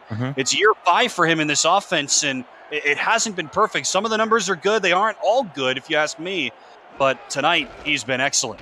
Salmons, who has also been excellent, trying to get to that sideline and does. Steps out himself a yard short of the sticks. Yeah, just short. That feels very, very close. But to your point about Tommy Utah, he comes into this game top 8, 8th in completions, 10th in attempts, and top 10 almost in least interceptions. And it's been a good season, not a great one, and he's really kind of looking to push it over the line these last couple of games. Here's Grant, who's been their short yardage whiz. He will get another touchdown. Chris Grant Jr. broke 2 tackles, and now he scores his 4th total touchdown of the night. Yeah, and again, the KISS method is really working for these teams. Again, just get down on the goal line, set up your blocks, go towards that side. It's really a play call that is as old as this sport, and there's a reason for it because it's worked as long as this sport has been played. That was Alex Bond who had the first hit for Jacksonville. He's one of the league leaders in tackles for losses as a safety, the 9-season veteran, one of the longest tenured Jacksonville Kings. And again, adept at TFLs, not able to stop Grant in the backfield. Nothing that Tigga Clay could do further down the line. And it is the 4th total touchdown tonight for Chris Grant Jr., who had just 3 all season before tonight's. And he has once again been the biggest difference in this game. Louisiana's looking sharp. Yeah, you as we said going into this game, you got to win out, and then you got to hope some things go your way. And really, it's been kind of feels like Louisiana's game all game long, even when Jacksonville have been firing back. Right on cue. The playoffs are almost here, and Week 13 has matchups that mean everything to the postseason picture, including this game. Top matchups include Central leader Indianapolis visiting 5-5 Vegas on Saturday, and 7-4 Canton heading to 5-5 DC on Sunday. For the full slate this week, head on over to simulationfl.net and don't miss a minute of the action. 8+ minutes left in this one. Still anybody's game, you would feel. Slider off his back foot, flings it up, and somehow got that one off. He was pressured the whole way. It looks like Talon Steele was the target man for Jacksonville, and Slider just did whatever he could to avoid getting smacked. Yeah, you really are trying to do everything. With time is not your friend if you're Jacksonville, but man, it's just got to be all effort, all hands on deck. We've seen a lot more of Slider tonight compared to Bruin. He's had twice the number of passing attempts. Again, they were dead even in attempts over the last 2 weeks. Slider rolls out, fires up the right seam, and Copeland has his second catch. Jacksonville getting their tight ends involved, gets through Tank Bennett's first down Kings. Yeah, it gives me a little flashback of when I was a Jacksonville King, throwing to Jack Wall, the big tight end in the middle of the field. Just reach up and grab it. And that's really the thing with the way that the tight end position has evolved in the SFL. They're not just speedy receivers as we're kind of seeing in other leagues, but also they're just tall brick walls that you can never bring down once they get the ball in their hands. Somehow Weston is able to bring that one down as he got it in his hands. I'm not sure how he did, but he does pick up 3. We haven't seen Steele in this offense. He also is a former Jacksonville King who's back for his second tour of duty in this offense. He was the target a minute ago, but he is without a catch. Copeland has 2 catches for 60. Ellington unofficially 7 for 143 and that 80-yard touchdown. Here's Vicarian. Gets out of the tackle of Tank Bennett, and Craze is not able to stop him before he gets the first down. Tough break for Louisiana, but a good run for Vicarian. Well, not to exhaust the Siege Vicarian puns, but it's much like that one mission in that one Mass Effect game, just running the ship into the Citadel. I mean, just running into the defensive line of Louisville. Breaks 1 tackle, breaks 2. Looks like he's going to go all the way there, but eventually does get brought down. We have not seen much of Sean Sanders of late either. I mentioned even this offense was over the first 2 quarters, but as this game has worn on, it's been a lot of Slider and Vicarian. And another pick thrown by Slider, his second of the half. Hood picks off another one, and that very well might start to seal it for Louisiana.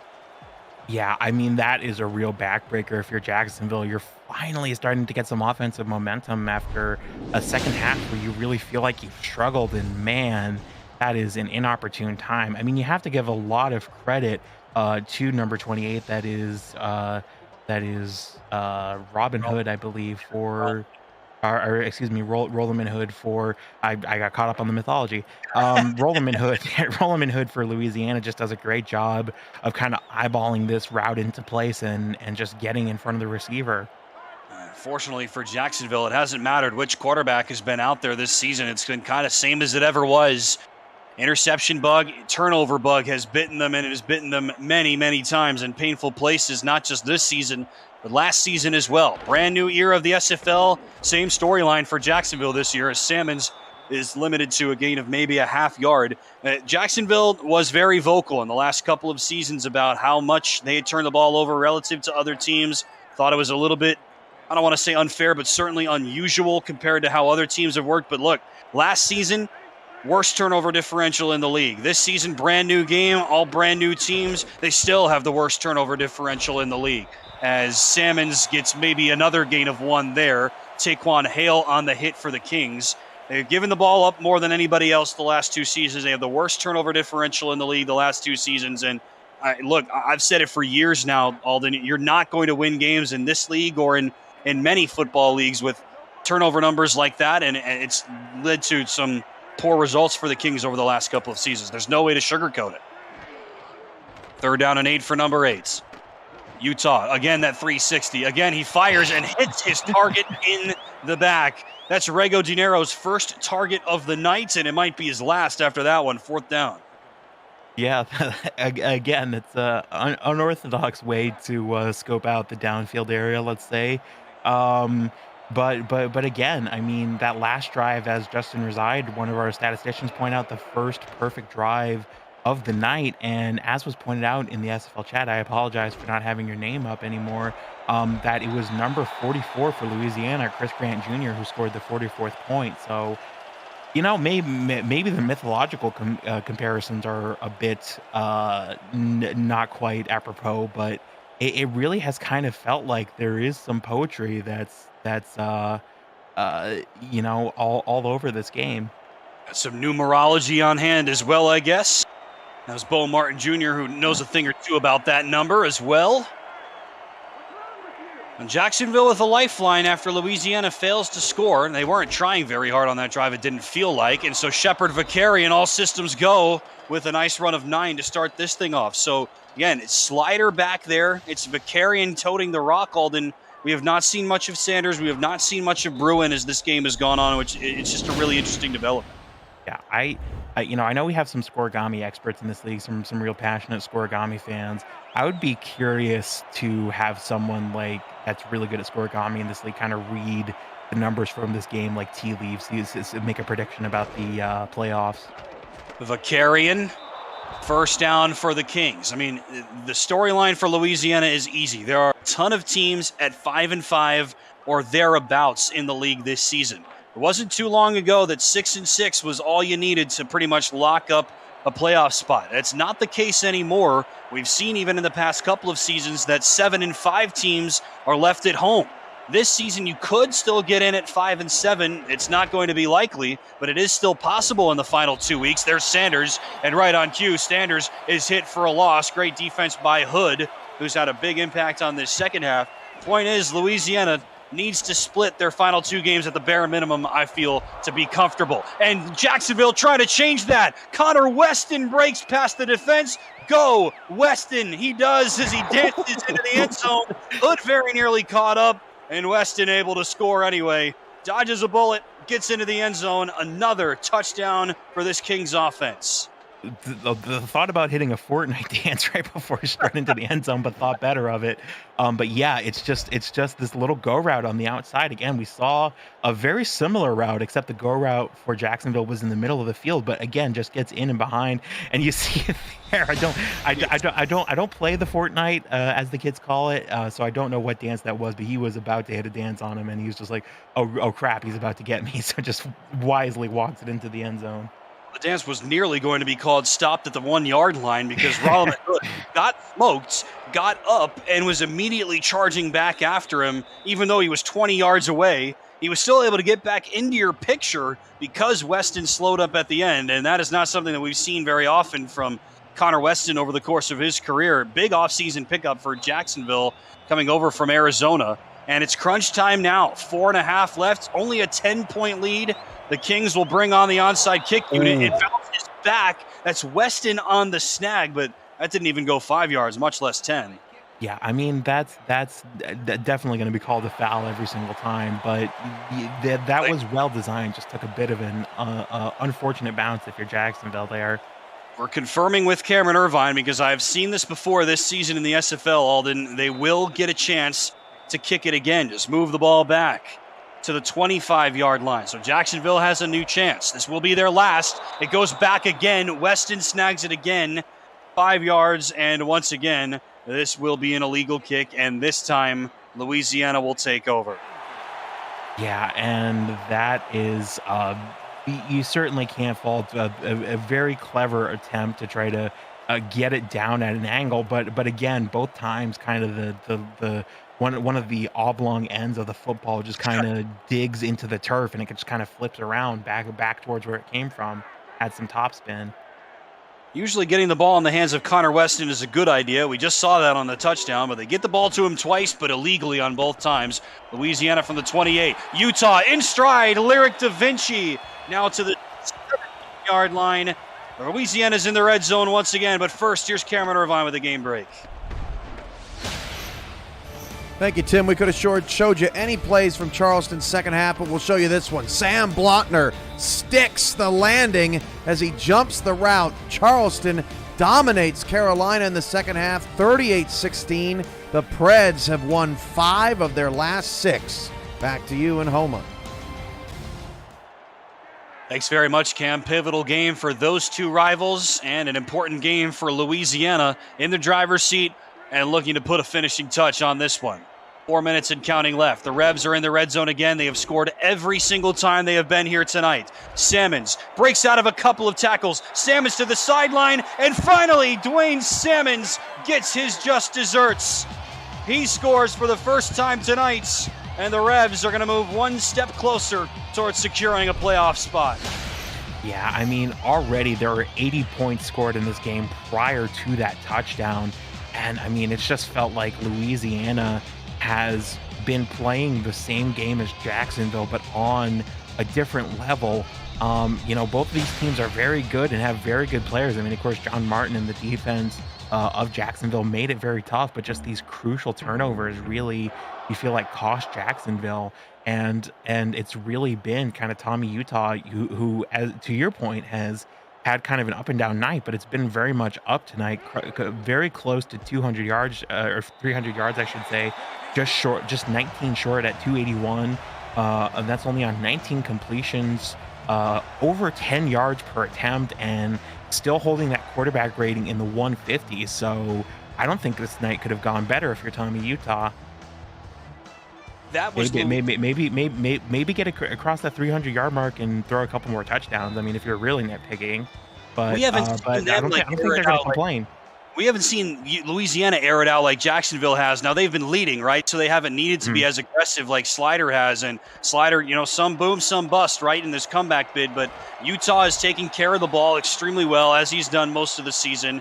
But he has let the rest of his teammates pick him up. I mean, Salmons has had a great game. Grant has scored 4 touchdowns, number 44 with 4 scores. And Louisiana back up by 17. And Cameron Irvine beat me to it. Look, the first matchup between these two teams midseason, Louisiana won 55-31. Look at your scoreline. It's 52-35. Almost the exact same scoreline, almost the exact same sequence of events, but the way that we've gotten here is very different. And O.J. Bruin, who played a lot of that game, will throw it out. Jay Ballmer with a rare catch out of the fullback spot, and the Kings are going to hurry it up. So they go with the veteran Bruin, his 5th season in the SFL. Ready to throw again. Nearly throws it into traffic. Nearly throws it into an interception, and somehow Ellington is able to haul it in once again. He's over 150 tonight. Yeah, man, and as you mentioned, I mean, really, you kind of it entices the imagination a little bit to wonder, okay, well, if Tommy Utah had to throw it more, if Dwayne Salmons didn't have a touchdown and Chris Grant Jr. didn't have 2 touchdowns, so a hat trick between them. What if he had to throw it more? Would Tommy Utah be up in the 350s? Would he have more touchdown passes? And so I think it kind of shows how both these teams came in with a very different strategy, or a very similar strategy, I should say, and had very different results. No doubt about it. And it's turned into a 17-point lead for the Revs. Bruin trying to change that. High pointing it and making the catch is Ellington. Hit immediately. Wow, and a quick challenge coming in from Frank Gooden, the Jacksonville coach. We saw Louisiana win a challenge earlier. Yeah, I mean, I certainly see the reason for this, because, if this doesn't, get overturned, you're effectively using a timeout anyway. And you're like, well, if we have 2 timeouts, I mean, we're down by a bunch. This is, if we get a free conversion here and don't burn a timeout, that's basically the same value as this timeout. And I think this is across the line. Great call. Look, I mean, something else that we've noticed this season is spots have been generous. That time they didn't give Ellington the first down. And Jacksonville will win this challenge. The head coaches are 2 of 2 tonight. It will be a first down for Kingston Ellington, who's coming up on a season high receiving yards with exactly 10 on that snag. Great challenge. Yeah, well, and can say firsthand that Jacksonville invests a lot of time in the film room, both with the players and with the scouts, and that's the kind of eye that you develop when you make that one of your priorities as a coach. 185 receiving yards for Ellington now. Bruin will throw. Going up and making the catch. David Gears with his first catch of the night. Jacksonville in the red zone. The former Seattle Nemesis and Vancouver Legion playing on the East Coast this time. They go towards Gears again, and Gears got hits before the ball got there by Nathan Blake, and we've seen a half dozen PIs called tonight, Alden, and not that time. I was going to say, I mean, that's, when how aggressively these referees are sticking to the letter of the law of the game. I mean, that's definitely a risky and aggressive play. Not called, and Jacksonville's going to have to do it themselves. 3:20 left. They sell out with a blitz. Bruin underneath Connor Weston. He went south when he was trying to go Weston, and it's 3rd down. Yeah, and again, just the pressure both to the receivers and the quarterbacks. I think that's really kind of a mentality thing that you have to give some credit for to Louisiana, because they're playing like they're not up by 17 points right now. They're playing like they're down by 17 points. 3rd game this season of over 150 yards for Kingston Ellington. That's Joe Beasley, the rookie, in motion. Slot to the left side of the lefty O.J. Bruin. Bruin this way. Hits Ellington in stride, and Ellington is forced down short by Dante Grimm. 196 yards for Ellington, a new season high. 3 minutes left in regulation. Bruin, end zone, intercepted by Nathan Blake. And he gets hit as he attempted to return it out of the end zone. Bruin with the giveaway. Another turnover by Jacksonville. the worst turnover team in the league, has given the ball up 3 times in the second half, and that one should seal it. Man, and Kingston Ellington, as you were pointing out, had his third game over 150 this season. Had a season high of 191 against Motor City, and this is the third highest single game total by a wide receiver this season. So man, it's just so tough when you're Jacksonville in a game like this, and it feels like you're doing everything that you can right, but just the other team is just getting interceptions, they're getting touchdowns, they're bowling over your defense. I mean, it really feels it's very tough to take games like this sometimes, where it feels like you do everything just about the way you planned, and just the other team comes out on top. Ellington has been brilliant tonight, there's no question, and something kind of understated, I think, at least by us, about this Jacksonville offensive approach is that these receivers have to learn how to catch passes from 2 different guys. Hmm. And again, the biggest telltale sign as to who's throwing the ball is that Bruin throws with his left and Slider throws with his right. And I think for an elite wide receiver, it probably shouldn't matter, but you do still have to learn how to catch passes and read signals and have a relationship with 2 different quarterbacks. And that's something that most teams don't have to deal with. And we don't have the splits on Ellington, as Sammons is able to break outside. Dwayne Sammons out to the 40-yard line and pushed out near the 50-yard line. Sammons is close to 200 total yards of offense now after another brilliant run. Well, it's as you say, that it can be really difficult when you got 2 quarterbacks that have are in the same system ostensibly, but different quarterbacks are going to prefer different snap counts. They're going to call audibles differently. They're going to have different preferences for how long they stay in the pocket, how fast they throw, and that can really be kind of bust boom, as you mentioned earlier. Sammons, not much doing there. They stop him after a gain of 2. And that will bring us to the 2-minute warning. Louisiana looking to put a stranglehold on this one and move to 6-5, ending the postseason hopes of their division rival. This is the SFL presented by APM Music, live on YouTube. APM Music is unrivaled music to bring your stories to life, inspiring every production with the world's most robust and constantly refreshed music collection, state-of-the-art technology, and world-class customer service. APM Music is the official soundtrack of the Simulation Football League. Here's Grant, who has turned this into a masterpiece. Another bruising run. Best run of the night for Chris Grant Jr. A coming out party for another run of these rookie backs. And Grant with a brilliant run. Yeah, man, and it like we said, I mean, it hasn't come in huge quantity, but now over 60 yards with 2 touchdowns on the day. So sometimes quality over quantity is the way to go, and certainly that's what you're looking for from your offense in a league like this. To explore APM Music's library and find the perfect tracks for your projects, visit apmmusic.com. Don't look now. Louisiana is close to the red zone yet again. Sammons, he might be able to get him there himself, and he will not. Hogtied at the end of the run. Nice tackle by Bernard Gooden, the 10th season Jacksonville King. And the Kings will use their first timeout of the night, trying to hold on to something in this game. Man, and Dwayne Sammons is just stiff arming people recreationally at this point. not just running to keep the ball, running to keep the clock going, and just stiff arming people anyway. Like, why not?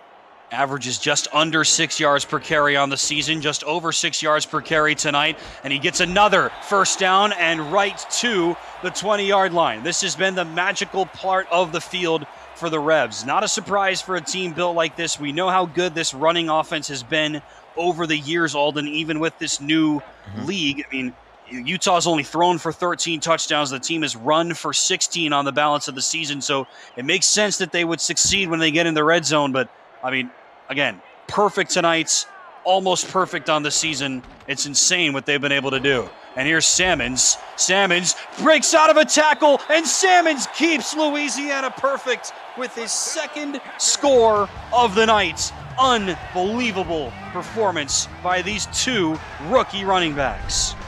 Well, and that word too, that number is very important, because as we said earlier in this game, I mean, really what makes this Louisiana, offense so terrifying is their ability to gel, their ability to put ego aside and work as a unit, whether it's the running unit, whether it's the receiving core, whether it's the defensive unit. And that ability to just kind of put selfishness aside can put up numbers like this, even against the best teams in the league. I mean, Jacksonville are certainly no slouch in terms of the talent department. They're not a bad rush defense either. I mean, they're 14th in rush yards per game, league average. Yeah. Pass defense this year has been suspect, and they give up a lot of points. Jacksonville, 33 points per game on average is one of the 5 highest marks, but their rush defense this season has not been bad. They've just been gashed today. And the most tackles for loss in the league. And again, you could make an argument that part of that is that they've had to have their defense on the field so often, but they're doing good things with the time that they have, and if we assume that this game is over as a contest, which it's not quite, but if we assume that it is, that's like a big positive when you're trying to build a team, especially a team like Jacksonville that has been historically such a consistent contender. Is you got to take the good things you have, this dual quarterback system that is starting to produce some merit. Kenny Slider over close to 300 yards, OJ Bruin over 100 yards, and Kingston Ellington, of course, 203 yards, already topped his season best. That was 191 against Motor City previously. And so you just gotta, not look away from the lessons that you learned this season, but look at this season as kind of being in the past and look at as a coaching staff, well, what do we have to do to emphasize these strengths and minimize our weaknesses? That's the mentality of a rebuild. Is Rome was not built in a day, it wasn't built in a month, it wasn't built in a week, it wasn't built in a year. So you gotta know yourself, and you gotta be honest about your strengths and weaknesses, and like I said, emphasize your strengths, minimize your weaknesses. Good pass that time from Bruin, his second completion to David Gears on this possession. And unfortunately for Jacksonville, whether the game's played in Rome or Louisiana or otherwise, they have struggled against the Revs over the last few years. Great catch by Ellington, over 200 receiving yards, a career game for the longtime King. The Kings are rolling on this drive with a minute left. Bruins look sharp. He goes again towards the top looking for Gears. That is broken up by Evan Arthur. Louisiana has dominated this recent series. They're up 6-3 all time. Jacksonville won the first 2 meetings. They were Tallahassee then, but Louisiana is going to win its 5th straight in the all-time series, 7 of 8 overall in the all-time series. They will go to 6-1 since they have been called the Revolution against the team from Jacksonville. They have dominated this recent series, and a lot of that has come along with some stretches of struggles for the Kings and their franchise out of the hands of Weston, broken up by Rolliman Hood, who's had a big night.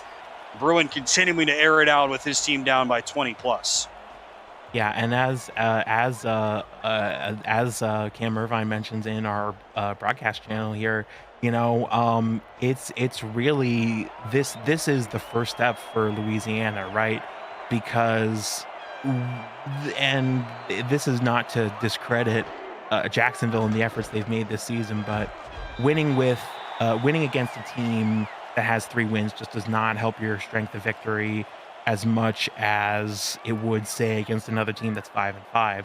And so, this is the first step. You've controlled what you can control, and now there's other games that are going to be, just as important. And it's really one of those seasons that it's hard to tell what's going to happen. It's going to be a very unpredictable wild card race here.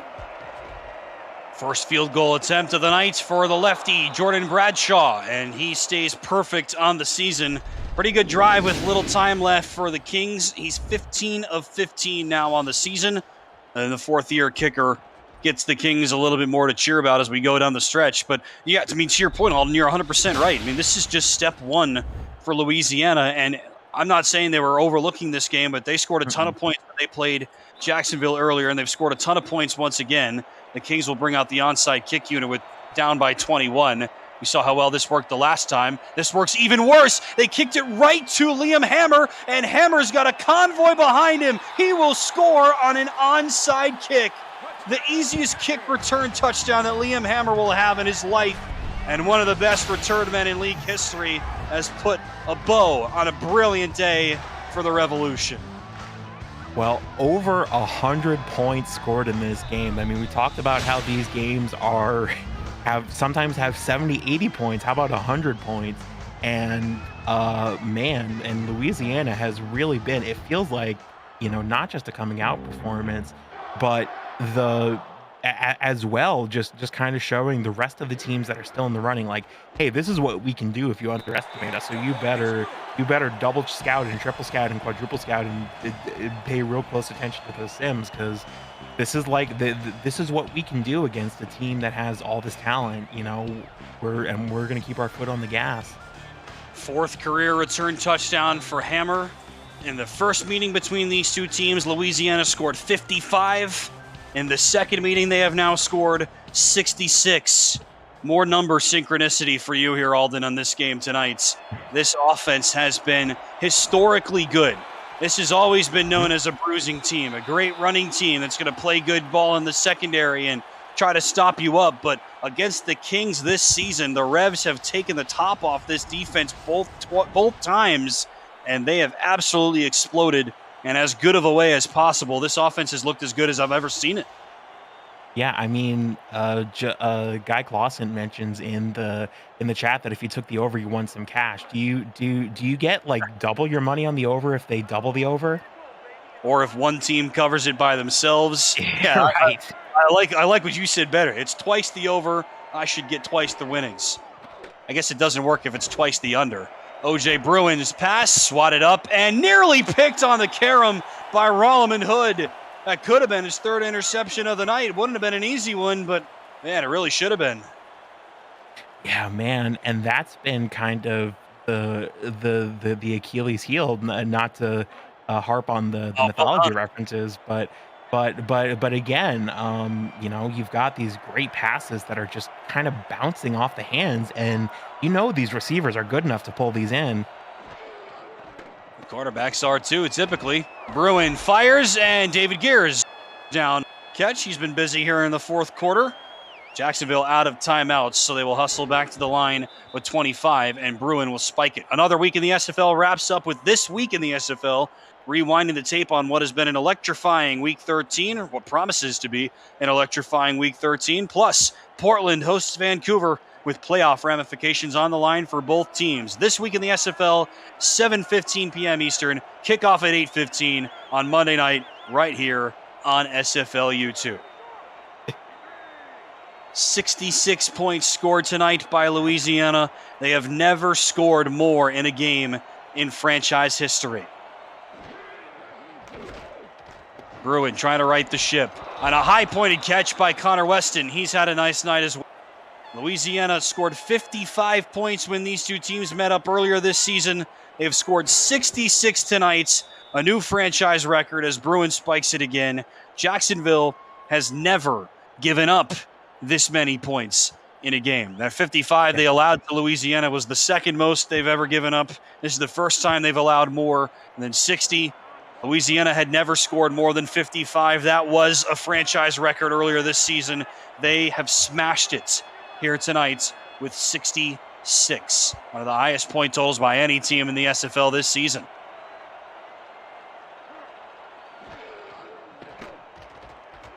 Final hurrah for Bruin. And a catch is made by Connor Weston. Somehow he brings his arm around it. A nice finish to Jacksonville and what's been otherwise a dismal night and a trying season. The Kings have been dethroned again. They're out of the playoff picture in season 21. The Revolution is alive and well. Louisiana still has a shot with division champs Florida on tap next week. The most points the Revs have ever scored in franchise history at the expense of their division rivals. Louisiana wins it 66-38.